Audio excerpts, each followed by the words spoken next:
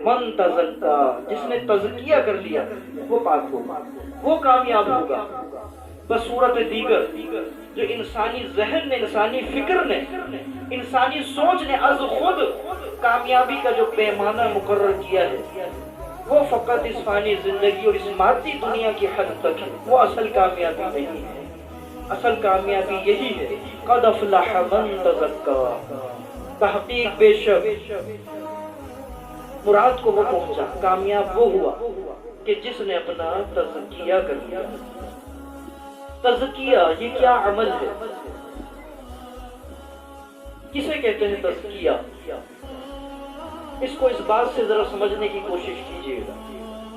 دیکھیں باغبان کا ایک عمل ہے، باغبان مالی جسے کہتے ہیں، جو کہ کھیت کی، ایک باغ کی، ایک پارک کی نگہبانی کرتا ہے، اس کی دیکھ بھال کرتا ہے۔ تو یہ ایک باغبان کا عمل ہے۔ کیا عمل ہے؟ کہ وہ اپنے باغبان میں، اپنے باغ میں ایک پودا لگاتا ہے،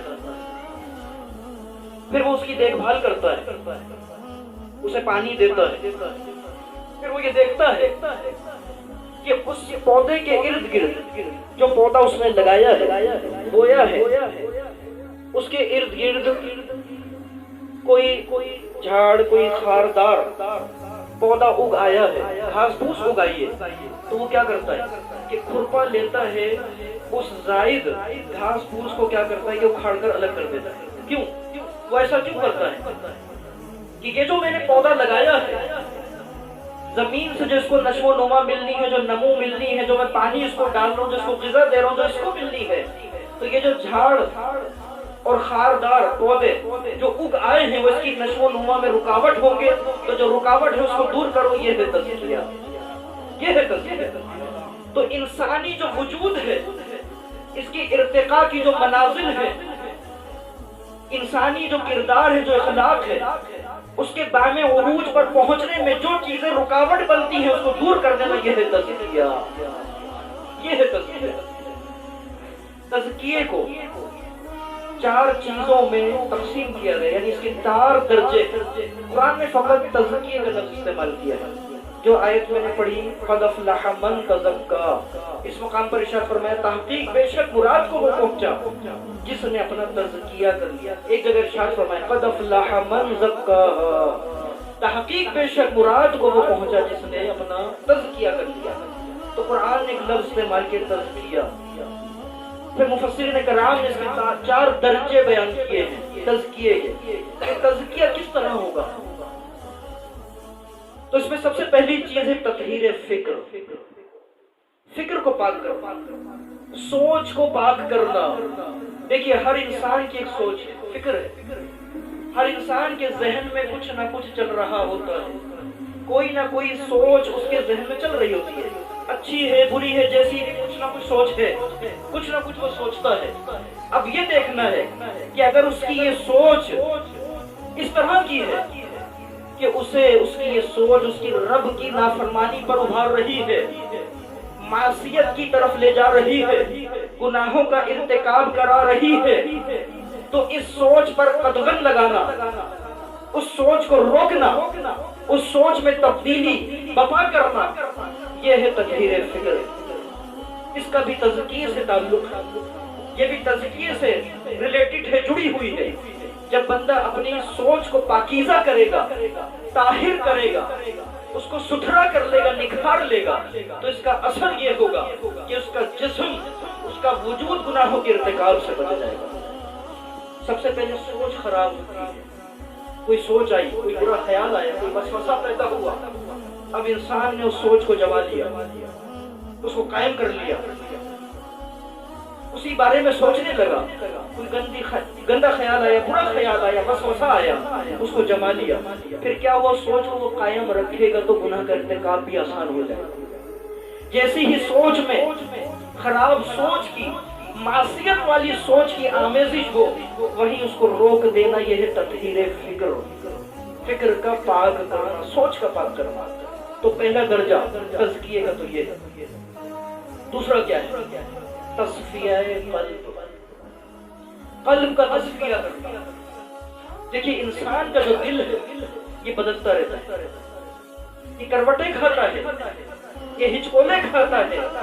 किसी वक्त ये दिल ऐसा होगा कि जब रंजीदा होगा तो इंसान की आंखों से आंसू जारी हो जाएंगे। किसी वक्त ये दिल इतना सख्त होगा कि किसी को अगर एड़ियां रगड़ते हुए भी देखेगा तो ये नरम नहीं पड़ेगा। अल्लाह अकबर। तो दिल जो है वो बदलता है। तस्फिया क़ल्ब करना, ये जो दिल है, हुजूर अलैहिस्सलाम ने इरशाद फरमाया कि दिल का जो ये आईना है, इस पर भी गर्द और गुबार आ जाता है। इस पर क्या आ जाता है? गर्द और गुबार आ जाता है। तो इस गर्द और गुबार को तुम साफ किया करो। सहाबा किराम रिज़वानुल्लाहि तआला अलैहिम अजमईन ने अर्ज़ की, या रसूल अल्लाह सल्लल्लाहु अलैहि वसल्लम, दिल का गुबार गर्द कैसे दूर होता है? तो प्यारे आका अलैहिस्सलातु वस्सलाम ने इरशाद फरमाया, मौत को कसरत से याद किया करो और कसरत से कुरान मजीद की तिलावत किया करो, तुम्हारा दिल जो है वो पाक हो जाए। ये दो चीजें ऐसी हैं, मौत को कसरत से याद करना, तिलावत कुरान कसरत से करना दिल को पाक कर देता है, सुथरा कर देता है, दिल को निखार देता है, दिल में एक ताजगी, एक रूहानियत, एक नूरानियत दाखिल हो जाती है। अलमिया ये है कि आज लोग इन दोनों चीजों से दूर हैं, न कुरान की तिलावत की तरफ रग़बत है और न मौत को याद करते हैं। कब्र जो है, जिसके अंदर जो इंसान जाएगा, दिन में 5 मरतबा वो कब्र पुकारती है अपने अंदर आने वाले, 5 मरतबा पुकारती रोजाना।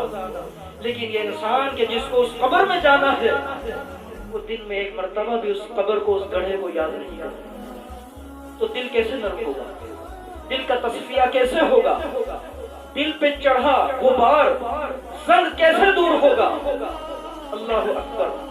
तो हुजूर अलैहिस्सलातु वस्सलाम ने फरमाया 2 चीजें, कसरत से मौत को याद करना और तिलावत कुरान करना, ये दिल को नर्म करता है, उसके गर्द व गुबार को दूर करता है। अल्लाह अकबर।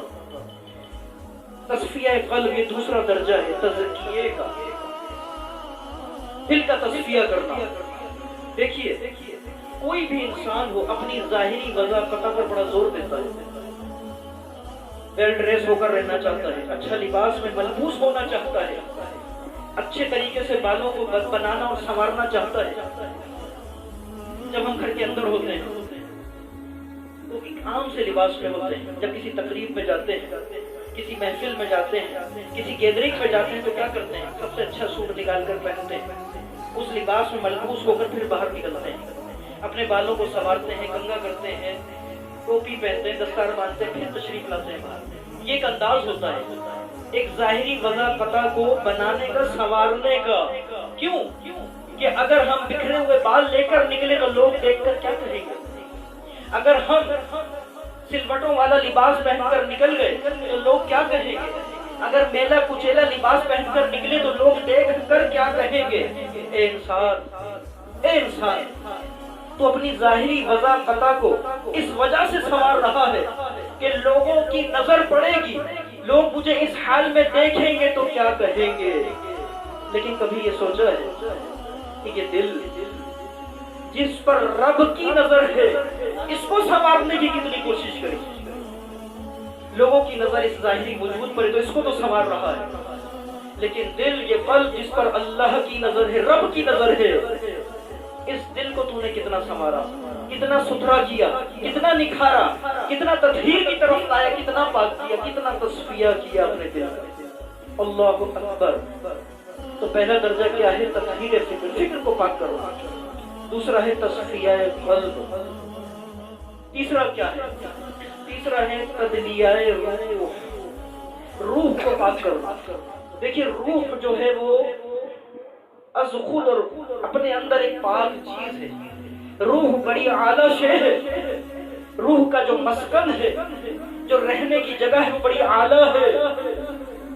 रूह पाकीज़ा शे है, रूह गंदी नहीं होती, नापाक नहीं होती।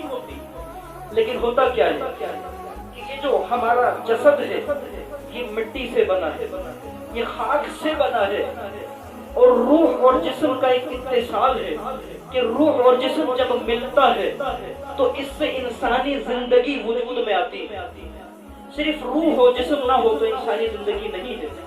आलम अरवाह में अल्लाह ने सबसे पहले रूह की तख्लीक फरमाई।